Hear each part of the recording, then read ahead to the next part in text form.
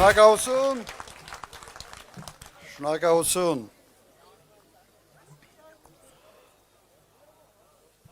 Նայեք, մենք դու գիտենք համար 17-ն ենք։ Շատ վատ հարևանությամբ ենք այդ թվերի մեջ։ Զզվելի հարևանությամբ։ Հաջորդն ենք։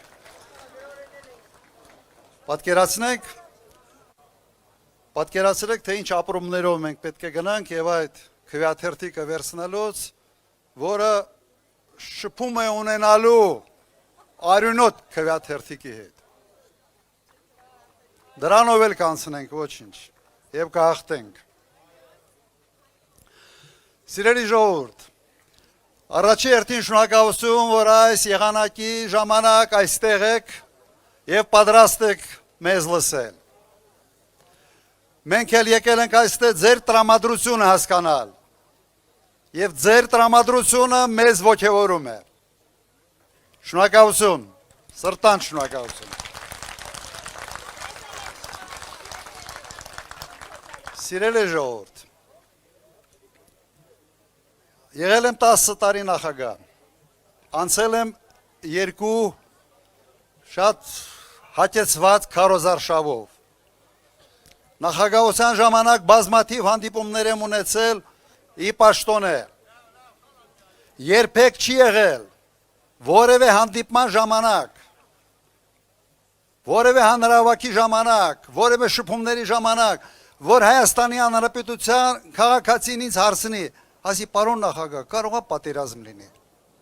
Չի եղել։ Սա փաստ է, 10 տարի այդպիսի խնդիր մեր առջև երբեք կանգնած չի եղել։ Որովհետև մարդիկ վստահել են բանակին, որովհետև մարդիկ իմացել են, որ մենք հզոր ենք եւ յուրաքանչյուր պատերազմ ավարտվելու է թշնամու պարտությամբ։ Այս համոզմունքը եղել է։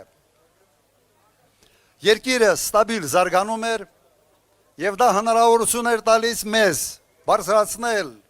անգամներով, կենսաթոշակներ, աշխատավարձեր։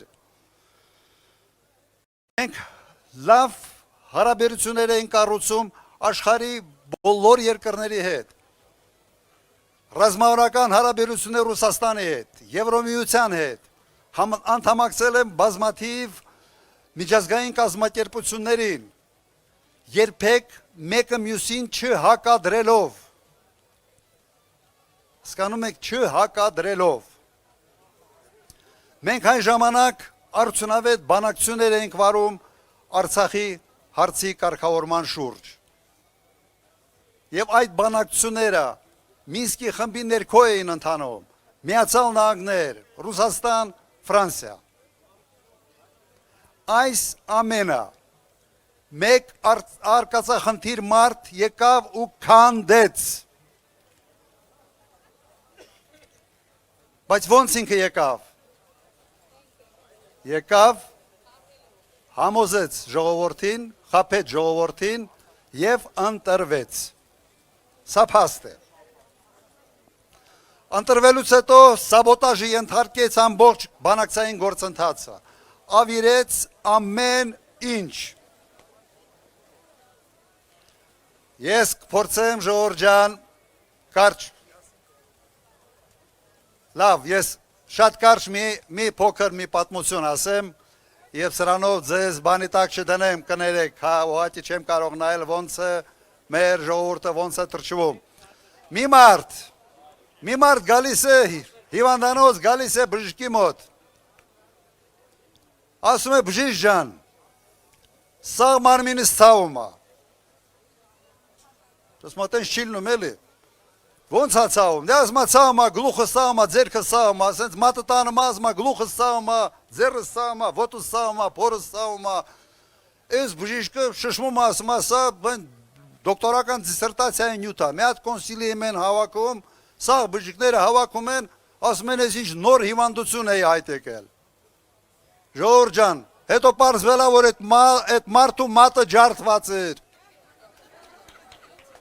Որտեղ են կպնում էր, ցավում էր։ մենք մի հատ ջարդված մատ ունենք, անունը Նիկոլ Փաշինյան,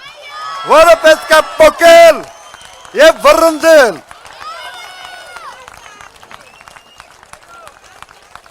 Շնորհակալություն ձեր ժողովուրդ ջան, ձեր ցավը տանեմ։ Էլի բան կար ասելու, բայց չեմ ուզում չարաշահել